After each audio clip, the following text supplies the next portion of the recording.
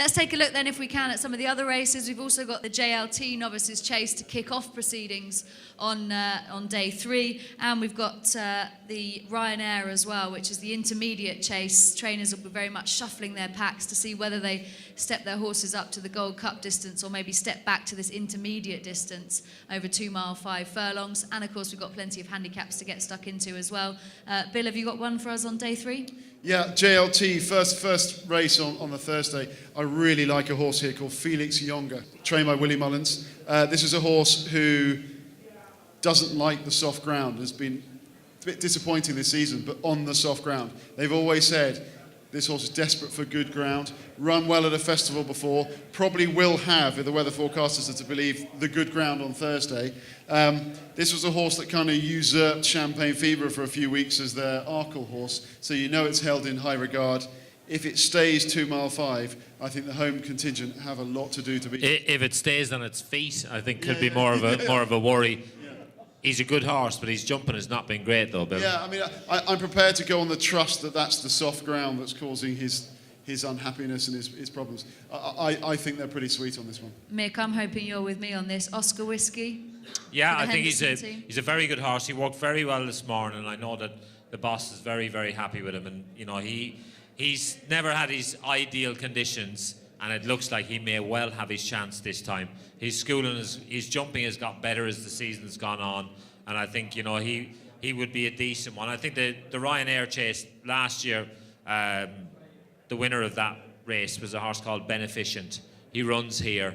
He will love the fact that the ground is drying, and I think for me, Beneficent is one I'd love to be riding in that Ryanair. Tony Martin says he's absolutely flying, and I think, you know, he was 20 to 1 when he won the Juice, and he won't be 20 to 1 this year. Yeah, he's a horse I've tipped up as my 4 to follow, so that's the old ball and chain around his leg. But he was 20 to 1 last year. He's been winning Grade 1s over in Ireland. He won the Dialer Bet last time at 9 to 1. He's so underestimated for a horse that's won a Cheltenham Festival. Yeah, the problem is he runs the odd stinker in between, and he just doesn't really like soft ground. The fact that he's been winning those races, I think, tells you what a good horse he is. And I think when he gets his ideal conditions at Cheltenham, I think he'll show everybody how good he is. I should give a mention as well. Like I said, I spoke to Richard Johnson. He said his best chance of a winner at the whole festival is a horse called Fingal Bay in the Pertemps. And he thinks this horse should be running in the World Hurdle. He's that good. He's a stone below what they think he's capable of his handicap mark. And when you think Richard Johnson's got a lot of good chances, and he thinks this is his best chance of a winner in a handicap, carrying more or less top weight. You know, he thinks this is a very good horse, and he thinks, you know, he's an each-way steal. I think he's 16 to 1 because he's carrying top weight. I think he could do a lot worse. I think he's shortened up 8 to 1. Richard Johnson's been telling too many people. Fingal Bay for the Pertemps then. Tom, have you got one elsewhere on the card? Yeah, make or break territory for me on the Thursday. In the Ryanair, there's a horse who, God willing, he's going to run in this and not in the Cheltenham Gold Cup. A horse who's been second in 2 Lexus Chases, a graded winner in Aintree.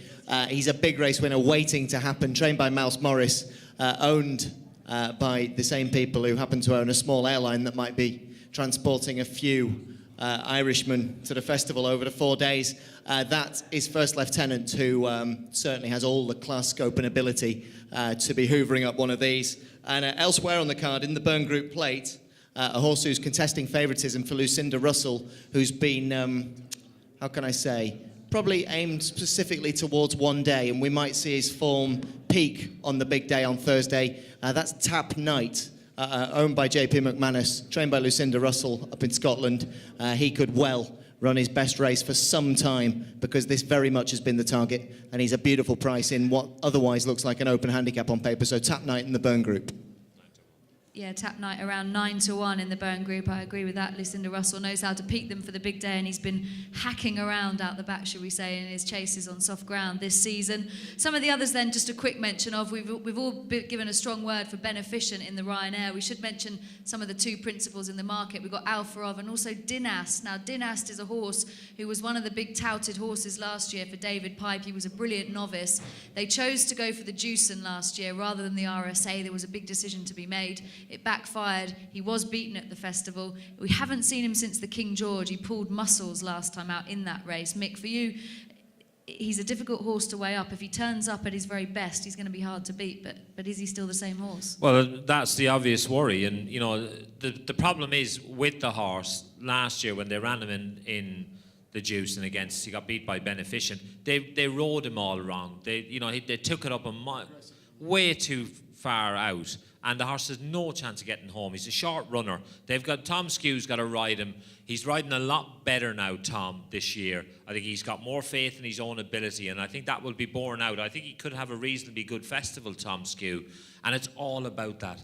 The guys who... It's no surprise that somebody like Ruby Walsh has been leading rider there umpteen times. Ruby Walsh, you know, has an awful lot of faith in his own ability, and he rides the horses accordingly. When you get to Cheltenham, you've all seen it, you all watch sport. The guys who perform on the big day are the guys who've got unbelievable belief in themselves. That's the way you've got to go out to ride when you go there. And Tom has just lacked that a little bit the last few years. This year he's got it. And I think if he rides Dynast the way he thinks the horse should be ridden, I have absolutely no doubt that the horse will be thereabouts.